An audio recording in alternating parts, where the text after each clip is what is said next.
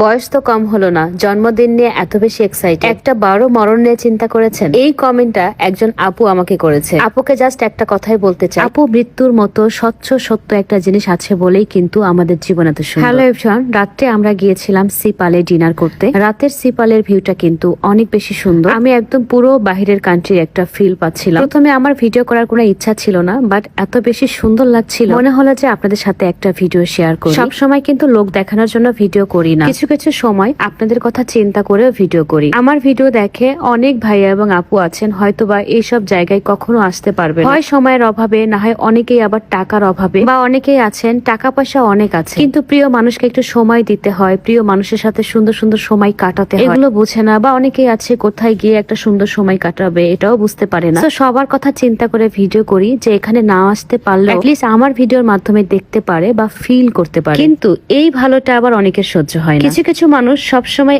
এত বেশি সিরিয়াস মোডে থাকে, এরা সবকিছু নিয়ে অনেক বেশি সিরিয়াস। এই যে শুরুতে একজনের কথা বললাম, বলে দিয়েছে যে বার্থডে নিয়ে এত বেশি এক্সাইটেড কিন্তু মৃত্যুর কথা চিন্তা করি না। আমি কি আপনাকে একবারও বলেছি যে আমি মৃত্যু নিয়ে চিন্তা করি না? মৃত্যু নিয়ে চিন্তা করে না এরকম মানুষ খুব কম আছে। আর আমি মনে করি মৃত্যু না থাকলে জীবনের কোনো মানেই ছিল না। মৃত্যু আছে জন্যই আমাদের এত মায়া, এত ভালোবাসা, এত আবেগ, দিন রাত একাকার করে এত পরিশ্রম। আর মৃত্যুটা হচ্ছে পৃথিবীর সবচেয়ে বড় সত্য, আমরা চাইলেও এটা কেউ অ্যাভয়েড করতে পারবো না। কিন্তু এর মানে এই না এটার জন্য জীবনের নৌকা থেমে থাকবে। যাই হোক, অনেক সিরিয়াস কথা বলে ফেললাম। এখন আমরা খাবার অর্ডার করবো। এখানকার ডেকোরেশন খুবই নাইস, একদম নিট অ্যান্ড ক্লিন। খাবারের পরিবেশনাগুলো জাস্ট দেখেন, বড় বড় ঝিনুকের উপরে খাবার রেখে দিয়েছে। ওদের এই জিনিসটা আমার কাছে এত বেশি কিউট লেগেছে। এন্ড পুরো সি পার্লের রাতের ভিউটা জাস্ট ওয়াও। এখন আমি খাবার অর্ডার করব। কি খাবার অর্ডার করেছি সেটা বলবো ছোট্ট একটা স্লিমিং টি এর ভিডিওর পরে। আপনারা অনেকে আমাকে জিজ্ঞেস করেছেন যে আপু আপনি অনেকে স্ট্রেট কাট কথা বলেন, জাস্ট এটা বলেন তো এই স্লিমিং টিটা রেগুলার পান করলে ওজন কমে কিনা? আমি ক্লিয়ার করে বলে দিচ্ছি, এটা রেগুলার পান করলে আপনার অবশ্যই ওজন কমবে, তাও প্রতি মাসে 6 থেকে 7 কেজি। এখন বলি কিভাবে।